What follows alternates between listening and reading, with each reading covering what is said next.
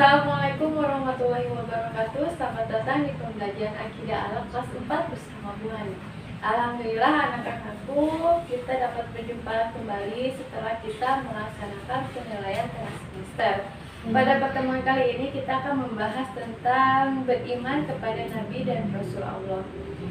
Seperti biasa, sebelum kita mulai, Bu Hani akan memberitahukan dulu tujuan pembelajaran kita pada hari ini. Pertama, siswa dapat mengetahui nama-nama Nabi dan Rasul yang perlu diketahui dengan benar.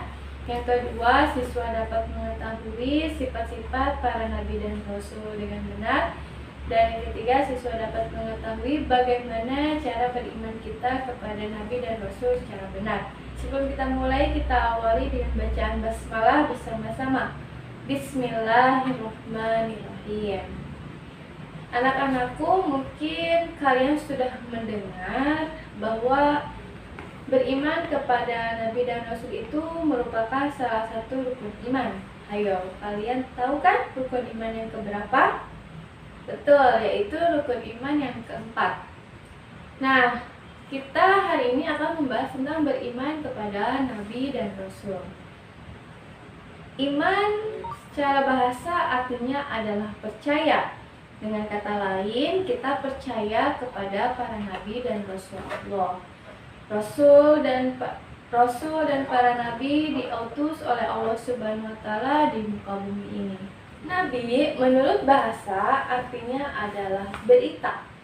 Sedangkan menurut istilah adalah manusia yang diutus oleh Allah dan diberikan wahyu. Rasul menurut bahasa artinya adalah menyampaikan. Sedangkan menurut istilah adalah manusia yang dipilih oleh Allah Subhanahu wa taala dan diberikan wahyu untuk disampaikan kepada seluruh umat. Nah, jadi dari pengertian tersebut pun kita sudah tahu bahwa ada perbedaan antara nabi dan rasul, yang mana nabi itu diberikan wahyu oleh Allah untuk dirinya sendiri, sedangkan Rasul diberikan wahyu oleh Allah untuk disampaikan kepada seluruh umat. Nah, dalam penugasannya itu, kita pun bisa ambil kesimpulan bahwa dalam tugas Rasul itu terbagi menjadi dua, yaitu ada yang disampaikan kepada seluruh umat manusia di muka bumi ini.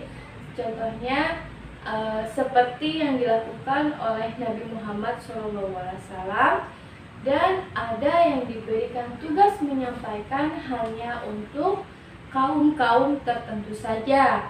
Contohnya seperti Nabi Daud yang diutus untuk menyampaikan wahyu kepada Bani Israel dengan kitabnya, yaitu kitab Zabur.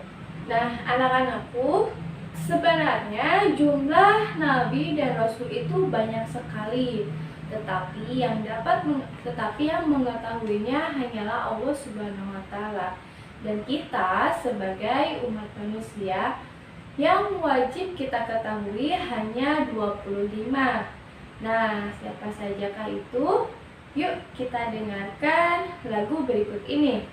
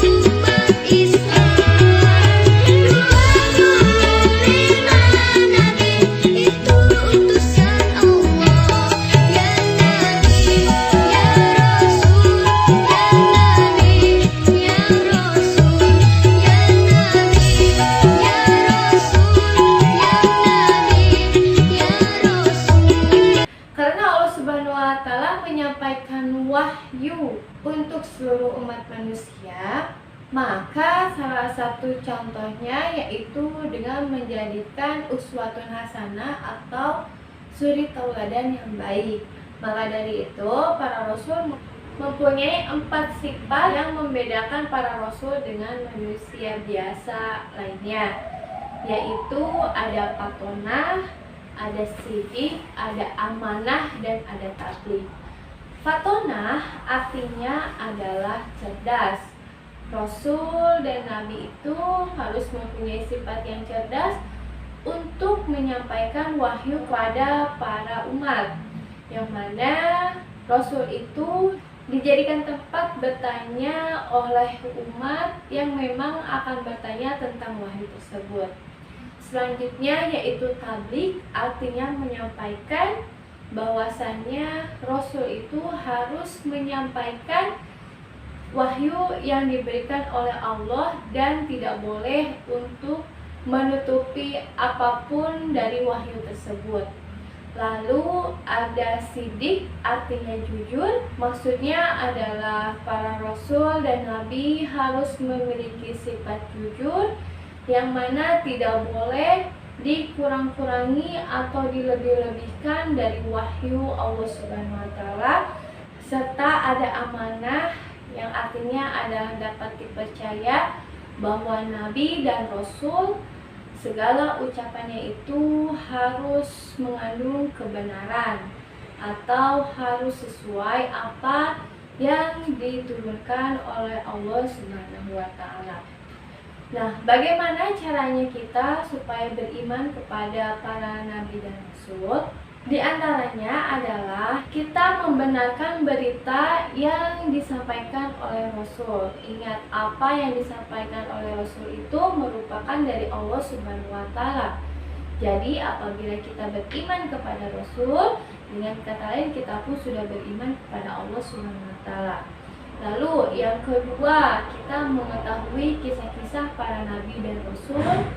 Yang ketiga, kita mengamalkan syariat yang memang dicontohkan oleh para nabi dan rasul, serta kita menghidupkan sunnah atau yang dikerjakan oleh para nabi dan rasul.